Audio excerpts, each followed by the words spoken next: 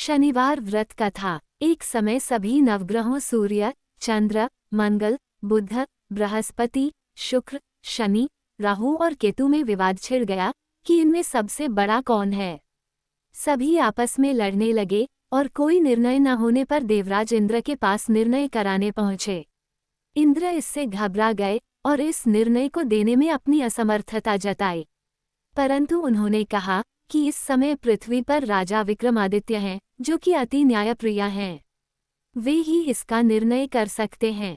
सभी ग्रह एक साथ राजा विक्रमादित्य के पास पहुंचे और अपना विवाद बताया। साथ ही निर्णय के लिए कहा। राजा इस समस्या से अति चिंतित हो उठे, क्योंकि वे जानते थे कि जिस किसी को भी छोटा बताया वही कुपित हो उठेगा। तब राजा को एक उपाय सूझा।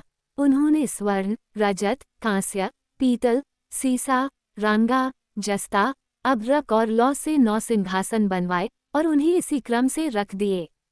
फिर उन सबसे निवेदन किया कि आप सभी अपने अपने सिंहासन पर स्थान ग्रहण करें।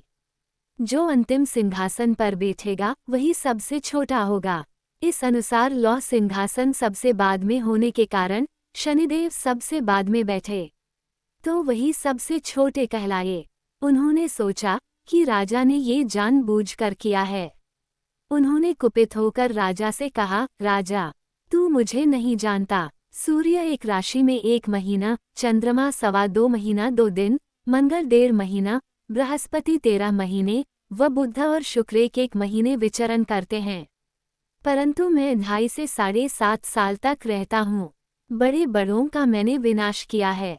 श्री राम की 7.5 आने पर उन्हें वनवास हो गया। रावण की आने पर उसकी लंका को बंदरों की सेना से परास्त होना पड़ा। अब तुम सावधान रहना। ऐसा कहकर कुपित होते हुए शनिदेव वहां से चले गए। अन्य देवता खुशी खुशी चले गए।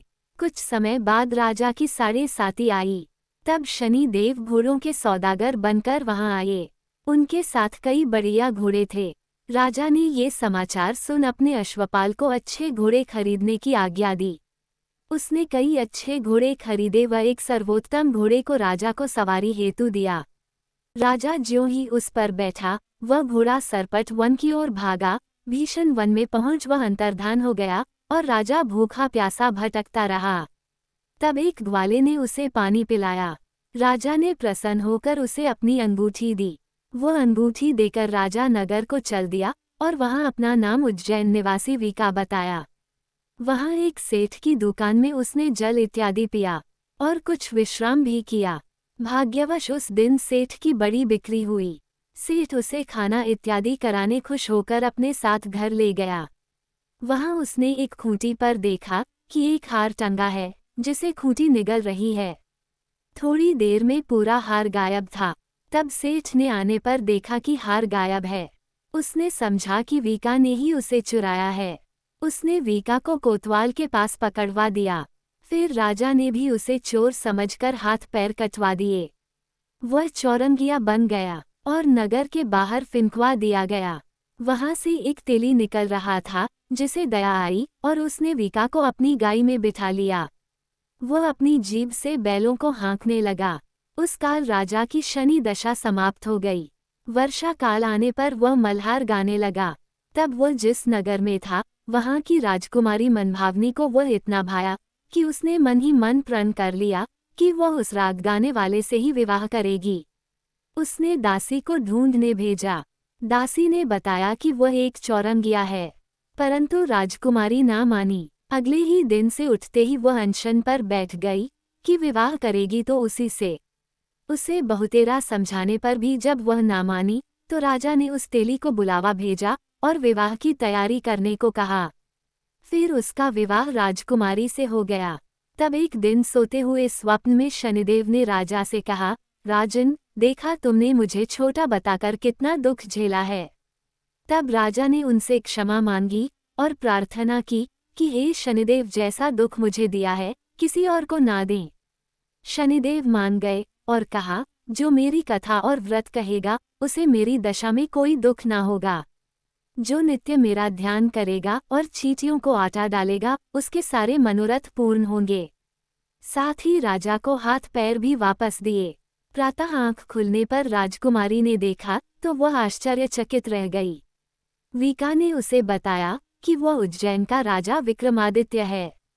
सभी अत्यंत प्रसन्न हुए। सेठ ने जब सुना तो वह पैरों पर गिरकर क्षमा मांगने लगा। राजा ने कहा कि वह तो शनिदेव का कोप था, इसमें किसी का कोई दोष नहीं।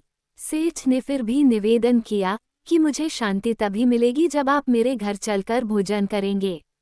सेठ ने अपने घर नाना प्रकार के व्यंजनों से राजा का सत्कार किया। साथ ही सबने देखा कि जो खूंटी हार निगल गई थी वही अब उसे उगल रही थी। सेठ ने अनेक मोहरें देकर राजा का धन्यवाद किया और अपनी कन्या श्रीकंवरी से पाणिग्रहण का निवेदन किया। राजा ने सहर्ष स्वीकार कर लिया। कुछ समय पश्चात राजा अपनी दोनों रानियों मनभावनी और श्रीकंवरी को सभी उपहार सहित लेकर उज्जैन नगरी को चले। वहां पुरवासियों ने सीमा पर ही उनका स्वागत किया। सारे नगर में दीपमाला हुई, वह सबने खुशी मनाई। राजा ने घोषणा की कि मैंने शनिदेव को सबसे छोटा बताया था, जबकि असल में वही सर्वोपरि हैं। तब से सारे राज्य में शनिदेव की पूजा और कथा नियमित होने लगी। सारी प्रजा ने बहुत समय खुशी और आनंद के साथ बिताया। जो कोई शनिदेव की इस कथा को सुनता या पढ़ता है, उसके सारे दुख दूर हो जाते हैं। व्रत के दिन इस कथा को अवश्य पढ़ना चाहिए। बोलिए शनिदेव भगवान की जय।